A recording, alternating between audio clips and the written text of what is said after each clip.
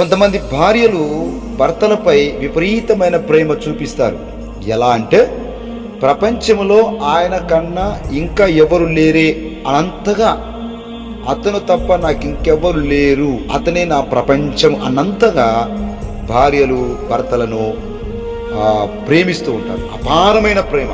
వాళ్ళని చూసి మురిసిపోతారు, వారిని చూసి చాలా చాలా రకాలుగా ఆలోచిస్తూ ఉంటారు. తప్పు లేదు, దానే ప్రేమ అనుకుంటున్నారు ఇప్పుడు చాలామంది, కొంతమంది స్త్రీలు. ఆగండి, అసలు ప్రేమ ఏంటో నన్ను చెప్పనివ్వండి. ప్రేమ అంటే అది కాదు.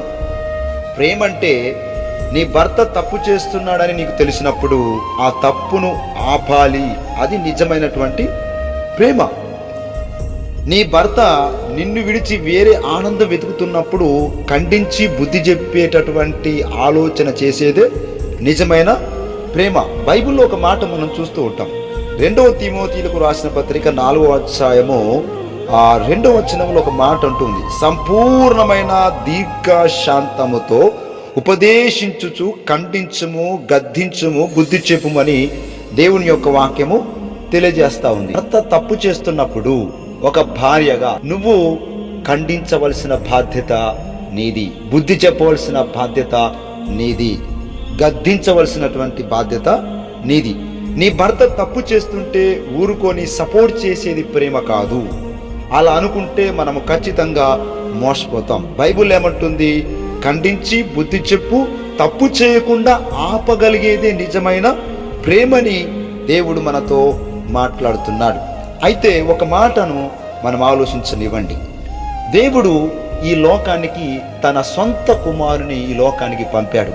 ఈ లోకం పాపముతో నిండిపోయింది, ఈ లోకం పగతో నిండిపోయింది, ఈ లోకం తప్పుడు వ్యవహారాలతో నిండిపోయింది, ఈ లోకం చెడిపోయింది. ఈ చెడిపోయినటువంటి ఈ లోకాన్ని, అలాగే పాడైపోతున్నటువంటి ఈ లోకాన్ని, అలాగే చెడిపోతున్నటువంటి ఈ లోకాన్ని ఈ యొక్క పరిస్థితి నుంచి ఆపడానికి దేవుడు తన సొంత కుమారుని ఈ లోకంలోనికి పంపాడు. చెడిపోతున్నటువంటి ఈ లోకములో ఒక మంచి ఆలోచన చేయాలనేటటువంటి ఉద్దేశము తప్ప ఆయనకు వేరే ఉద్దేశము లేదు.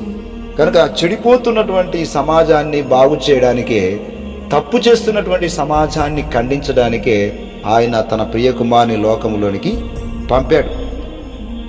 చాలామంది ఆలోచిస్తారు, నా భర్త సంపాదిస్తున్నాడు, పోషిస్తున్నాడు, కాపాడుతున్నాడు, నాకు కావాల్సింది తెచ్చి పెడతాడు అని చెప్పి చాలామంది అనుకుంటూ ఉంటారు. సంపాదించడం గొప్ప కాదండి. గుడిలో దగ్గర బిచ్చగాడు కూడా సంపాదిస్తాడు. రోజుకి ఎన్ని సంపాదిస్తాడు తెలుసా? 1000, 100, ఒక్కోసారి లక్షలు జీతమే వస్తుంది. బిచ్చగాడు సంపాదిస్తాడు, అడక తినేవాడు సంపాదించుకుంటాడు. ఎవరైనా అన్యాయంగా అక్రమంగా సంపాదించడంలో లెక్కలేదు. ఎవరైనా ఎలాగైనా సంపాదిస్తారు, ఎవరైనా బ్రతికిస్తారు, ఎవరైనా పోషిస్తాడు. చెట్టు కింద నుండి కూడా తన భార్య పిల్లల్ని పోషిస్తాడు. అది కాదు లెక్క, చెడ్డోడు కూడా పోషిస్తాడు. ప్రేమ అది కాదు. ప్రేమ అంటే అన్యాయాన్ని ఆపేది ప్రేమ, తప్పు చేయకుండా ఆపేది ప్రేమ. పోషించడం గొప్ప కాదు, సంపాదించడం గొప్ప కాదు, బ్రతికించడం గొప్ప కాదు. దాన్ని చూసి మనం మురిసిపోకూడదు, దాన్ని చూసి మనము ఆలోచన చేయకూడదు. కానీ మనం మోసపోతూ ఉంటాం. జాగ్రత్త భార్యలారా, మీ భర్తలు తప్పు చేయకుండా ఆపండి. అదే నిజమైన ప్రేమ.